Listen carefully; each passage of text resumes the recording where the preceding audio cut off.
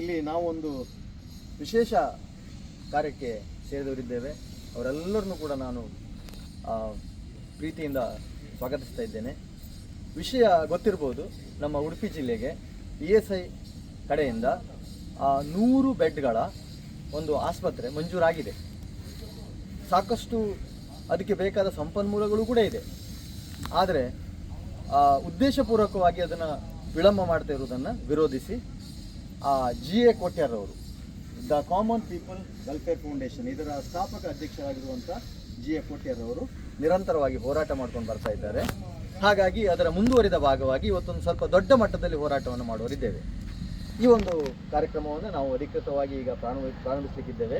ಹಾಗಾಗಿ ಈಗಾಗಲೇ ವೇದಿಕೆಯನ್ನು ಅಲಂಕರಿಸಿರುವಂಥ ಈ ದ ಕಾಮನ್ ಪೀಪಲ್ ವೆಲ್ಫೇರ್ ಫೌಂಡೇಶನ್ನ ಸ್ಥಾಪಕ ಅಧ್ಯಕ್ಷರಾಗಿರುವಂಥ ದಣಿವರಿಯದ ಹೋರಾಟಗಾರರಾಗಿರುವಂಥ GA ಕೋಟ್ಯಾರ್ ಅವರನ್ನು ನಾನು ಪ್ರೀತಿಪೂರ್ವಕವಾಗಿ ಸ್ವಾಗತಿಸ್ತಾ ಇದ್ದೇನೆ. ಹಾಗೆ ಅವರೊಂದಿಗೆ ಕೈ ಜೋಡಿಸಿಕೊಂಡು ನಿರಂತರವಾಗಿ ಹೋರಾಟ ಮಾಡ್ತಾ ಇರುವಂಥ ಮೇಡಮ್ ಶ್ರೀಮತಿ ಭಾನುಮತಿಯರು, ಅವರು ಮಹಿಳಾ ಅಧ್ಯಕ್ಷರು ಕೂಡ ಹೌದು, ಹಾಗೆ ಖಜಾಂಚಿ ಕೂಡ ಹೌದು, ಅವರನ್ನು ಕೂಡ ಪ್ರೀತಿಪೂರ್ವಕವಾಗಿ ಸ್ವಾಗತಿಸಿಕೊಳ್ತಾ ಇದ್ದಾರೆ. ಹಾಗೆ ಶ್ರೀಯುತ ಪ್ರವೀಣ್ ರವರು, ಈ ನಮ್ಮ ಅಧ್ಯಕ್ಷರು, ಈಗ ಕಾರ್ಮಿಕ ವಿಭಾಗ ಹಾಗೆ ಉಡುಪಿಯ ವಿಭಾಗದ ಅಧ್ಯಕ್ಷರಾಗಿರುವಂಥ ಪ್ರವೀಣ್ ರವರನ್ನು ಕೂಡ ಪ್ರೀತಿಪೂರ್ವಕವಾಗಿ ಸ್ವಾಗತಿಸ್ತಾ ಇದ್ದೇನೆ. ಹಾಗೆ ಇಂದಿನ ಅವರ ಹೋರಾಟದಲ್ಲಿ ನಾವು ಕೈ ಜೋಡಿಸ್ತಾ ಇದ್ದೇವೆ ತುಳುನಾಡು ರಕ್ಷಣಾ ವೇದಿಕೆಯ ಕಾರ್ಮಿಕ ಘಟಕದ ಪದಾಧಿಕಾರಿಗಳು ಹಾಗೂ ಸರ್ವ ಸದಸ್ಯರುಗಳು, ಹಾಗೆ ನಮ್ಮ ತುಳುನಾಡು ರಕ್ಷಣಾ ವೇದಿಕೆಯಿಂದ ನಮ್ಮ ಕಾರ್ಮಿಕ ಘಟಕದ ಅಧ್ಯಕ್ಷರಾಗಿರುವಂಥ ಜಯ ಪೂಜಾರಿ ಅವರನ್ನು ನಾನು ಪ್ರೀತಿಯಿಂದ ಸ್ವಾಗತಿಸಿಕೊಳ್ತಾ ಇದ್ದೇನೆ.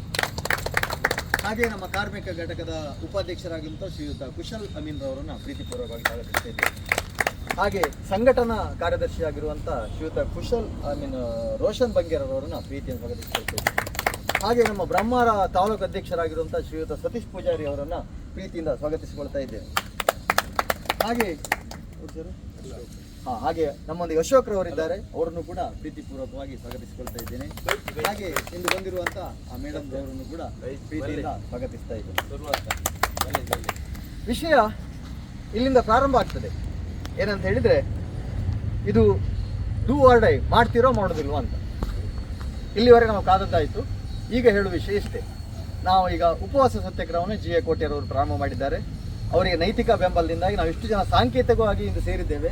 ನಾಳೆ ಇದರ ಸಂಖ್ಯೆ 10 ಆದರೂ ಆಗ್ಬೋದು, 100 ಆದರೂ ಆಗ್ಬೋದು, 1000 ಆದರೂ ಆಗ್ಬೋದು, 1,00,000 ಆದರೂ ಆಗ್ಬೋದು. ಯಾಕಂತ ಹೇಳಿದರೆ ನಾವು ಬೇರೆ ಏನೋ ಒಂದು ಬಾರನ್ನು ಅಥವಾ ಬೇರೆ ಯಾವುದನ್ನು ಬೇಡ್ತಾ ಇಲ್ಲ. ಇಲ್ಲಿನ ಜನರಿಗೆ ಅತಿ ಅಗತ್ಯವಾಗಿ, ಯಾಕಂದರೆ ಇಂದಿನ ಪರಿಸ್ಥಿತಿಯಲ್ಲಿ ಕಾಯಿಲೆಗಳು ಹೇಗುಂಟು, ಕಾಯಿಲೆಗಳಿಗೆ ಆಗುವಂಥ ವೆಚ್ಚ ಹೇಗುಂಟು ಅಂತ ಎಲ್ಲರಿಗೂ ತಿಳಿದಿದೆ.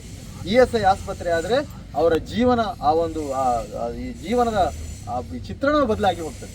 ESI ಹಾಸ್ಪಿಟಲ್ ಒಂದಾದರೆ ಎಷ್ಟೋ ಜನರ ಜೀವನ ಅರಳಿ ಬಿಡ್ತದೆ. ಹಾಗಾಗಿ ಸ್ಯಾಂಕ್ಷನ್ ಆಗಿರುವಂಥ ಆಸ್ಪತ್ರೆಯನ್ನು ನೀವು ಶೀಘ್ರವಾಗಿ ಮಾಡಬೇಕು.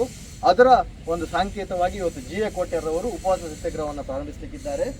ಇಲ್ಲಿಯ ತನಕ DC ಅವರು ಬಂದು ಆ ಮನವಿಯನ್ನು ಸ್ವೀಕರಿಸಿ ಮಾಡ್ತೇವೆ ಅಂತ ಒಪ್ಪಿಕೊಳ್ತಾರೆ. ಅಲ್ಲಿವರೆಗೆ ಇಂದು ಅವರ ಉಪವಾಸ ಸತ್ಯಾಗ್ರಹ ಮುಂದುವರಿಯುತ್ತದೆ. ಇಲ್ಲವಾದರೆ ಮುಂದೆ ಉಗ್ರವಾದ ಹೋರಾಟ ನಡೀತೇವೆ ಅಂತ